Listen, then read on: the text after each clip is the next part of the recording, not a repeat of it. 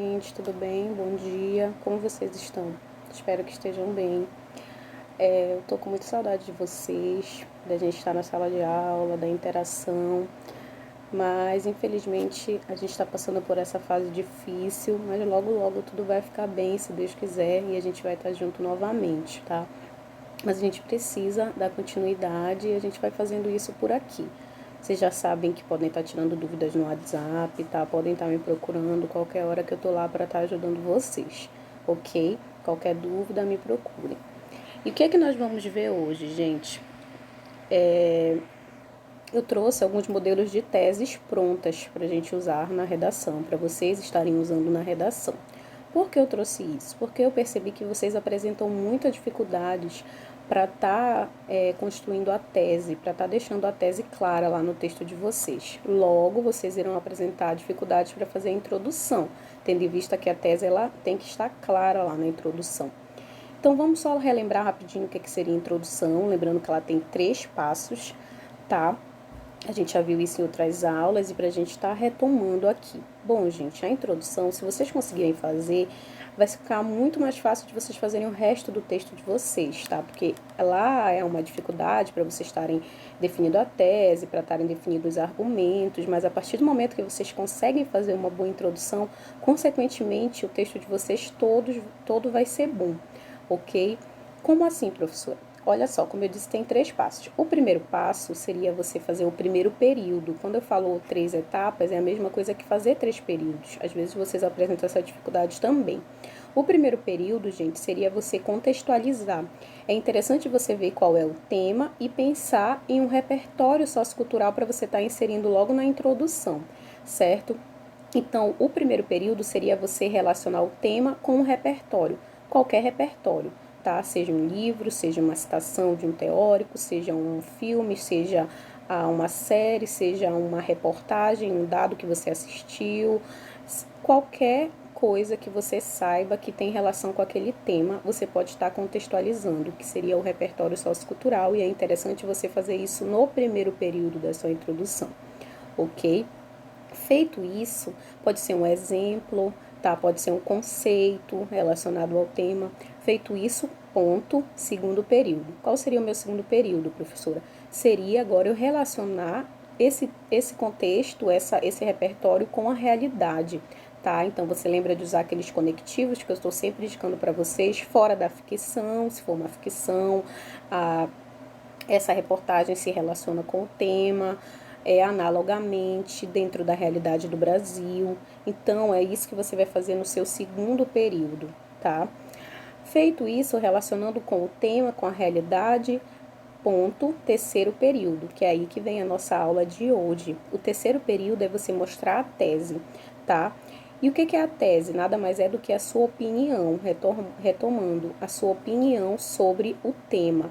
Claro que essa opinião ela deve ser feita de maneira impessoal, tá? O que é ser de maneira impessoal? É você fazer a sua opinião, mas em terceira pessoa, tá? Lembre-se que eu estou sempre lá corrigindo vocês quando vocês mandam as redações. Não use primeira pessoa, não use primeira pessoa. Por quê? Porque a redação argumentativa dissertativa do Enem, ela é impessoal. Você precisa, é básico de dissertação fazer em terceira pessoa.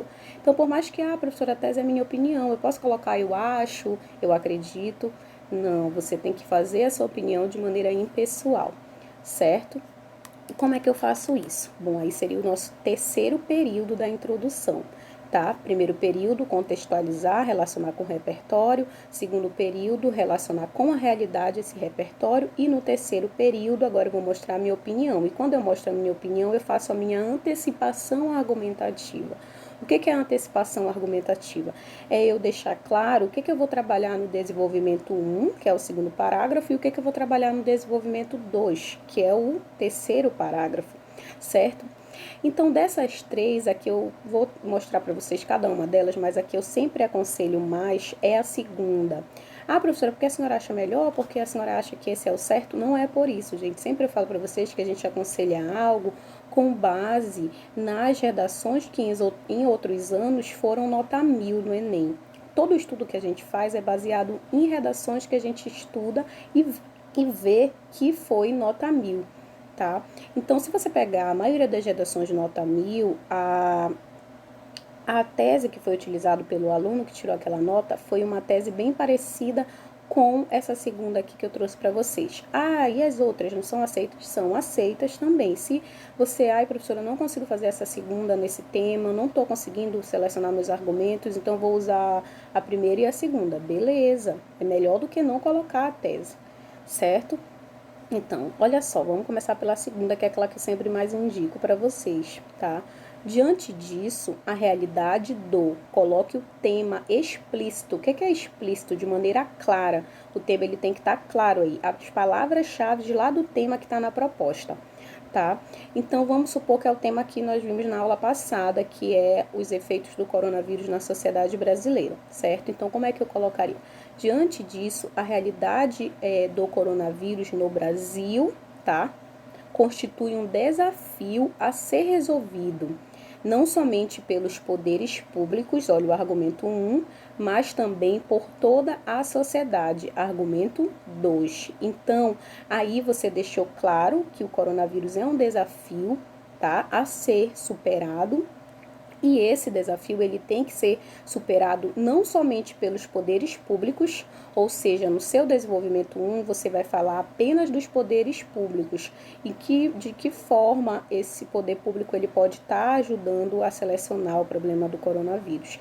E a sociedade também, isso no seu desenvolvimento 2. Agora você vai relacionar com a sociedade, certo, gente? Por que eu aconselho esse? Porque esse aqui fica claro para o corretor a sua tese, fica claro já o que você vai falar no seu desenvolvimento 1, o que você vai falar no seu desenvolvimento 2, então você logo vai tirar uma pontuação alta na competência 3, que é onde você precisa, o que é a competência 3? Relacionar, selecionar, estruturar o seu texto da maneira correta, levando em consideração que é uma dissertação argumentativa, ok? Então, essa é a tese que eu mais indico.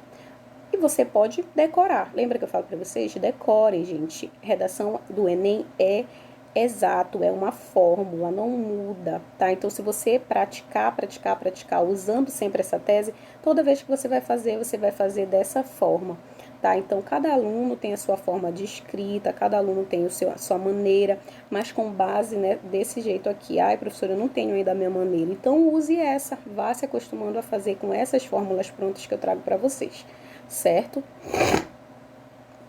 Então, essa que eu mais indico. Vamos voltar para a primeira, o primeiro modelo de tese, tá?